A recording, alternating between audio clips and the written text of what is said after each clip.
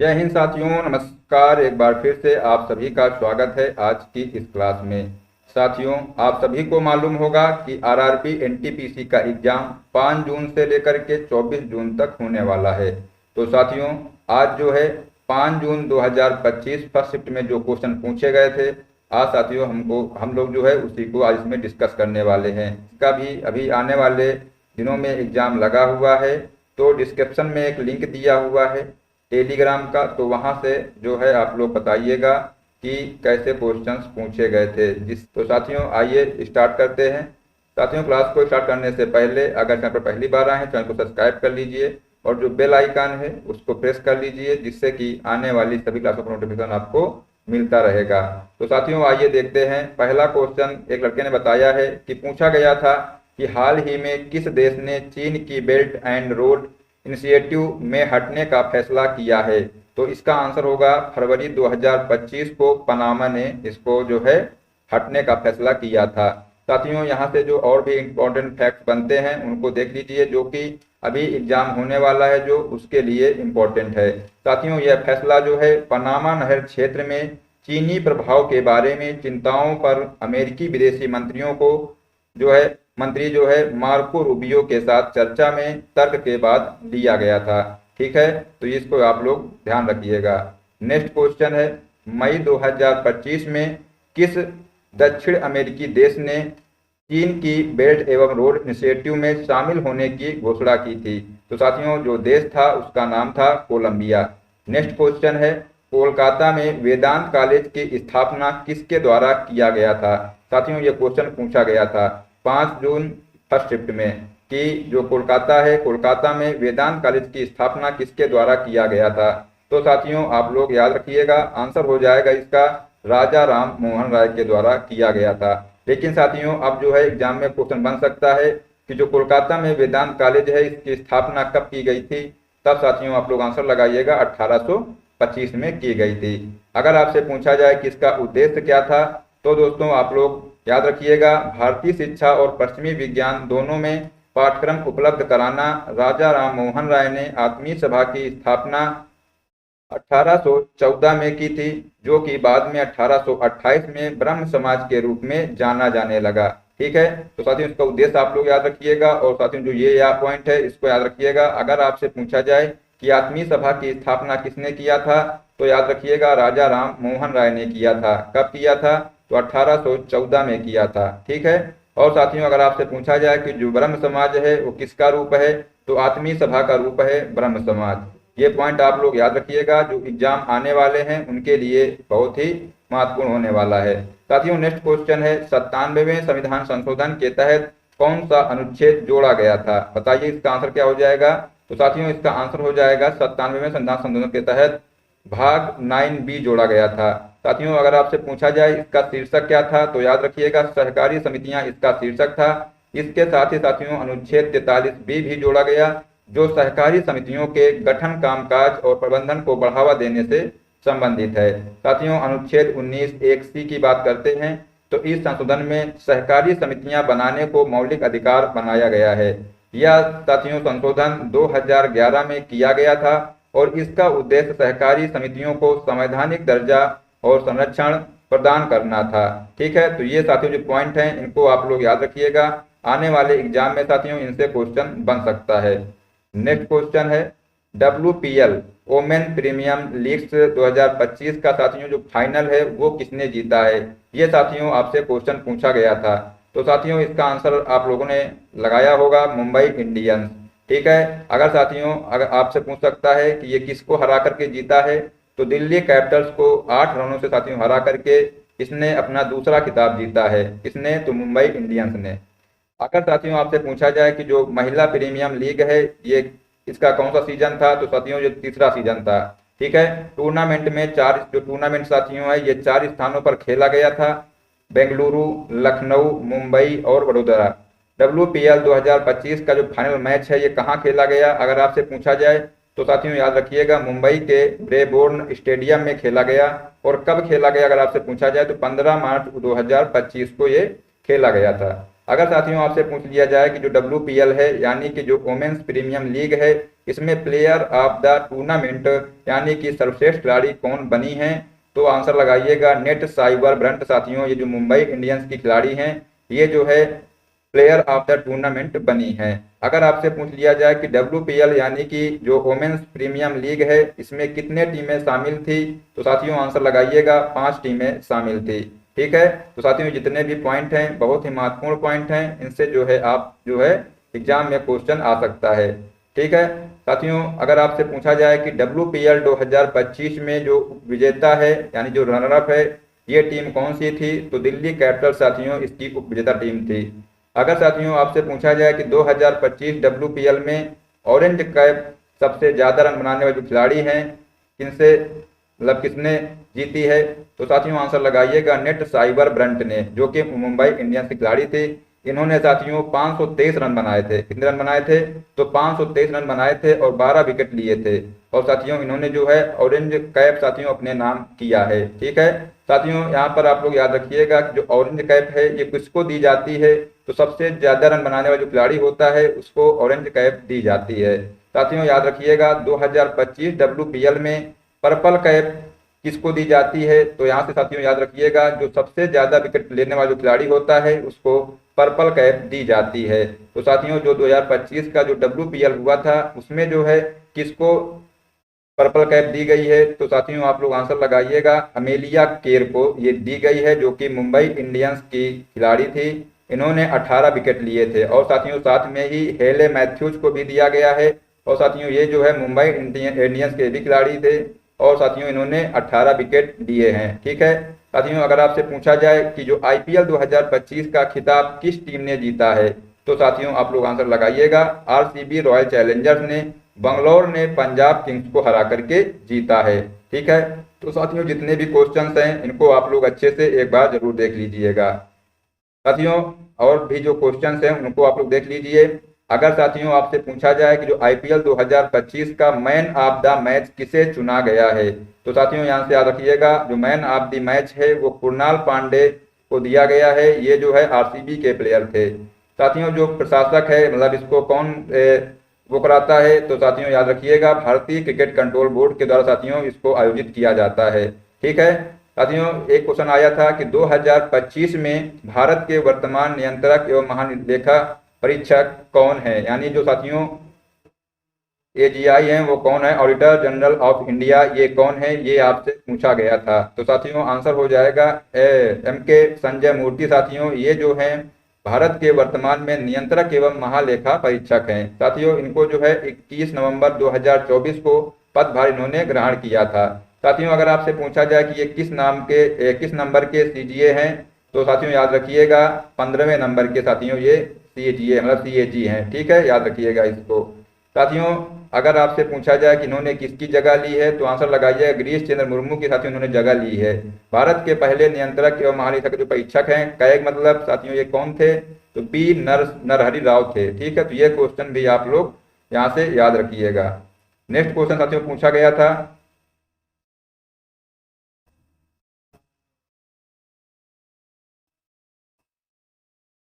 भारत के जो कैग के बारे में साथियों कुछ बातें जान लेते हैं। तो दोस्तों जो भारत के कैग हैं वो संविधान के अनुच्छेद 148 के अनुसार भारत का कैग भारतीय लेखा परीक्षा और लेखा विभाग का प्रमुख होता है।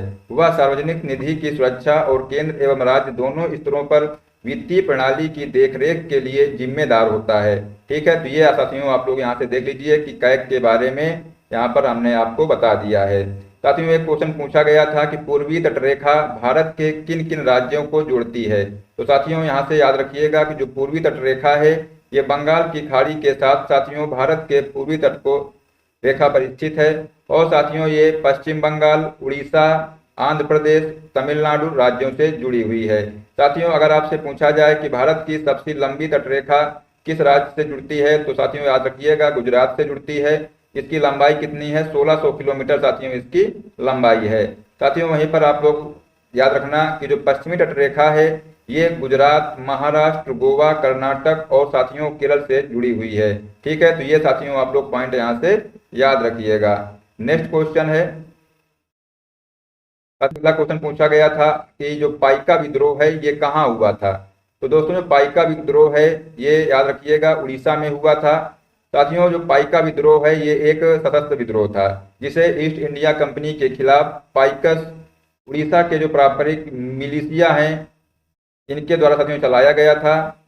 तो साथियों अगर आपसे पूछा जाए कि जो पाइका विद्रोह है इसकी शुरुआत कब की गई थी, तो साथियों ये 1817 में ये हुआ था। ठीक है, तो ये साथियों आप लोग याद रखिएगा, जो आने वाले एग्जाम है उसमें ये क्वेश्चन आ सकता है। ठीक है, अगर आपसे साथियों पूछा जाए कि इसका नेतृत्व जो है बख्शी जगबंधु के नेतृत्व में साथियों ये उड़ीसा में विद्रोह हुआ था। ठीक है साथियों, अगर आपसे पूछा जाए कि ताना भगत आंदोलन साथियों ये कब हुआ था, तो 1914 से 1920 के बीच में ब्रिटिश भारत के छोटा नागपुर क्षेत्र में हुआ था और यह आंदोलन मुख्य कराओं जनजाति के लोगों द्वारा शुरू किया गया था। और साथियों जो ब्रिटिश अधिकारियों की नीतियां थी और जो साथियों जो स्थानीय जमींदार थे इनकी शोषणकारी प्रथाओं के खिलाफ था ये। ठीक है, तो साथियों यहाँ से ये पॉइंट भी आप लोग याद रखिएगा। आगे साथियों बात करते हैं। साथियों एक क्वेश्चन पूछा गया था कि भारत में अंतरजातीय विवाह को कानूनी रूप से अनुमति किसने दी थी, तो साथियों इसका आंसर हो जाएगा पंडित रमाबाई व राजा राम मोहन राय ने दी थी। याद रखिएगा साथियों जो अंतरजातीय विवाह है इसको कानूनी रूप से अनुमति देने के लिए सबसे महत्वपूर्ण जो प्रयास था वो राजा राम मोहन राय ने किया था। वे सती प्रथा, बहु विवाह और बाल विवाह के खिलाफ थे और वे साथियों वे जो है अंतरजातीय विवाह, महिला शिक्षा और विधवा पुनर्विवाह के प्रबल समर्थक थे। साथियों अगर आपसे पूछा जाए कि जो रामाबाई थी ये क्या थी, तो साथियों जो ये एक समाज सुधारक थी, लेकिन उन्होंने मुख्य रूप से महिलाओं के अधिकारों पर शिक्षा के लिए काम किया था। किसने? रामाबाई ने। तो साथियों यहाँ से पॉइंट याद रखिएगा। आगे साथियों देखते हैं क्या प्रश्न पूछा गया था। तो साथियों जो अगला प्रश्न था इसमें पूछा गया था कि इनमें से कौन सा एक रासायनिक अभिक्रिया का उदाहरण है। साथियों इसमें 4 ऑप्शन दिए थे, इसमें से 3 गलत थे, 1 सही था। तो साथियों वो ऑप्शन आप यहाँ पर जो जिसने है वो नहीं बता पाया है। तो साथियों आप लोग याद रखिएगा कि जो रासायनिक अभिक्रिया है इसके उदाहरण कौन कौन से हैं। तो दूध से दही बनना, ठीक है, दूध से दही बनना, लोहे पर जंग लगना, मोमबत्ती का जलना, भोजन का पचना, पौधों का प्रकाश संश्लेषण, अंगूर किण्वित। रासायनिक साथियों अगर पूछा जाए जो रासायनिक अभिक्रिया है साथियों जो लकड़ी का जलना है यह एक ऊष्माक्षेपी प्रक्रिया है। ठीक है, तो साथियों ये भी आप लोग याद रखिएगा। ये साथियों जो एग्जाम्पल हैं इनको आप लोग अच्छे से याद रखिएगा। ठीक है, नेक्स्ट क्वेश्चन साथियों पूछा गया था कि जो इनमें से कौन कंप्यूटर के सीपीयू का भाग नहीं है। साथियों ये क्वेश्चन ये आया था। साथियों जो माउस है ये कंप्यूटर के सीपीयू का भाग नहीं है। तो साथियों याद रखिएगा जो सेंट्रल प्रोसेसिंग यूनिट है यानी जो सीपीयू है इसको कंप्यूटर का ब्रेन कहा जाता है। और साथियों जो सीपीयू है इसके मुख्य 3 घटक होते हैं, एएलयू, सीयू और रजिस्टर में साथियों इसको विभाजित किया गया है। तो साथियों ये जो भी पॉइंट है इनको भी आप लोग याद रखिएगा। साथियों नेक्स्ट क्वेश्चन पूछा गया था कि भारत में निम्नलिखित में से कौन सा शहर 24 डिग्री के ऊपर है। तो दोस्तों जो 24 डिग्री के ऊपर जो है उत्तरी अक्षांश से ऊपर के जो कुछ महत्वपूर्ण शहर हैं इनको आप लोग ध्यान करिएगा, देख लीजिएगा। साथियों जो राजधानी जो दिल्ली है ये जो है 28.61 यानी 28.61 डिग्री उत्तर में है। और साथियों जो ये मध्य प्रदेश है, मध्य प्रदेश जो भोपाल शहर है ये 23.22 डिग्री नॉर्थ में है। और साथियों जो उत्तर प्रदेश है, उत्तर प्रदेश लखनऊ जो शहर है ये 26.85 डिग्री नॉर्थ में है। और साथियों जो राजस्थान है, राजस्थान जो है जयपुर का जो शहर है राजस्थान का ये जो है 27.01 डिग्री नॉर्थ में है। तो साथियों ये जो चारों शहर हैं इनको आप लोग ध्यान रखिएगा। यहाँ पर आपसे पूछा गया है कि भारत में निम्नलिखित में से कौन सा शहर 24 डिग्री के ऊपर है। ठीक है, तो साथियों ये भोपाल को छोड़ करके साथियों जो तीनों शहर हैं ये 24 डिग्री के ऊपर है। आपसे जो ऑप्शन दिया होगा उसी हिसाब से आप लोग आंसर लगाइएगा। नेक्स्ट क्वेश्चन है दक्षिण भारत के मंदिरों में पाया जाने वाला जो सिद्धि जैसी आकृति या अलंकृत प्रवेश द्वार को क्या कहा जाता है। साथियों ये क्वेश्चन आपसे पूछा गया था।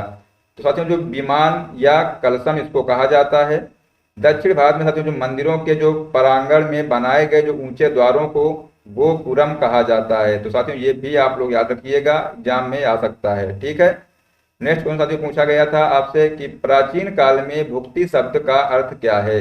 तो दोस्तों जो प्राचीन काल है, प्राचीन काल में भुक्ति शब्द का जो अर्थ है प्रशासनिक प्रभाग है। गुप्त साम्राज्य में भुक्ति का अर्थ एक राज्य या प्रांत था यह राज्य को जो है कई जिलों में विभाजित करता था, जिन्हें विषय या प्रदेश कहा जाता था। ठीक है, ये दोस्तों आप लोग पॉइंट याद रखिएगा। साथियों अगला क्वेश्चन पूछा गया था कि जब सोडियम कार्बोनेट और अमोनियम क्लोराइड को मिलाया जाता है तो हाइड्रोलिसिस के बाद किसमें थोड़ा एसिड मिलता है। तो साथियों जो अमोनियम क्लोराइड है NH4Cl थोड़ा अम्लीय होता है, क्योंकि अमोनिया आयन जो है NH4+ पानी के साथ प्रक्रिया करता है और हाइड्रोजन आयन H+ को जारी करता है। यह प्रक्रिया साथियों अमोनियम क्लोराइड को थोड़ा अम्लीय बनाता है। ठीक है, तो यहाँ से आप लोग को बात समझ में आ गई होगी। साथियों अगला क्वेश्चन पूछा गया था कि वर्चुअल मेमोरी का जो प्राथमिक उद्देश्य है ये क्या है। तो दोस्तों जो वर्चुअल मेमोरी है इसका प्राथमिक उद्देश्य कंप्यूटर को रैम में भौतिक रूप से उपलब्ध मेमोरी से अधिक मेमोरी का उपयोग करने में सक्षम बनाना है। ठीक है, तो साथियों ये जो है इसका उद्देश्य था। साथियों अगला क्वेश्चन पूछा गया था वर्तमान में झारखंड में किस पार्टी की सरकार है। तो साथियों बताइए क्या होगा इसका आंसर। आप लोगों ने क्या इसका आंसर लगाया है। वर्तमान में जो है झारखंड में किस पार्टी की सरकार थी साथियों, ये क्वेश्चन आपसे पूछा गया था। तो साथियों जो झारखंड विधानसभा चुनाव में JMM के नेतृत्व वाले गठबंधन ने साथियों 81 में से 56 सीटें पर जीत हासिल की है, जबकि जो बीजेपी के जो नेतृत्व वाली जो NDA थी इसने जो है 24 सीटों पर जीत हासिल की है। ठीक है, साथियों अगला क्वेश्चन पूछा गया था कि भारत में बेरोजगारी की दर कितनी है। तो दोस्तों जो भारत में बेरोजगारी जो दर है वो मासिक बेरोजगारी दर 5.1 है, लेकिन साथियों नवीनतम आवधिक श्रम बल सर्वेक्षण PLFS के अनुसार भारत में बेरोजगारी दर 2023-24 में घट करके 3.2% हो गई है। ठीक है साथियों, तो ये आप लोग यहाँ से ध्यान रखिएगा कि नवीनतम साथियों दर कितनी है, तो 3.2% हो गई है। ठीक है साथियों अगला क्वेश्चन पूछा गया था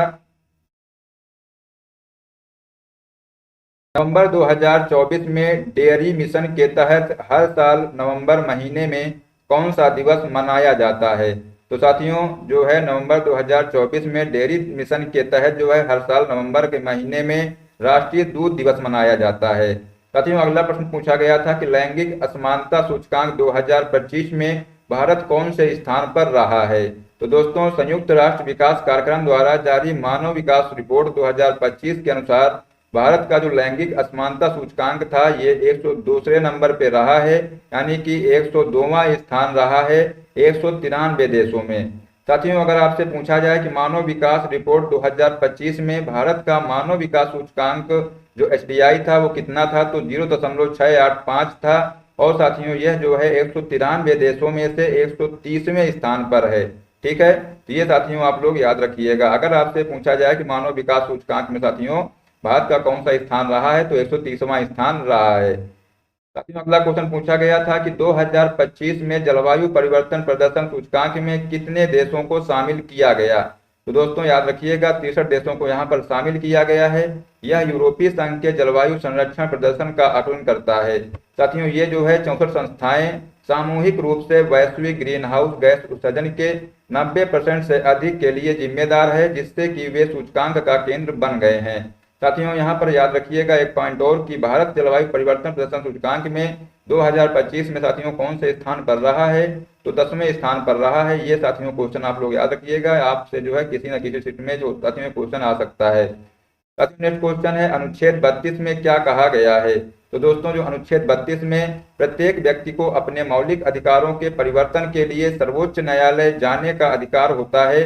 तो साथियों ये जो है अनुच्छेद 32 में कहा गया है। आइए साथियों देखते हैं और भी जो है इससे इंपॉर्टेंट पॉइंट क्या बन सकते हैं एग्जाम में।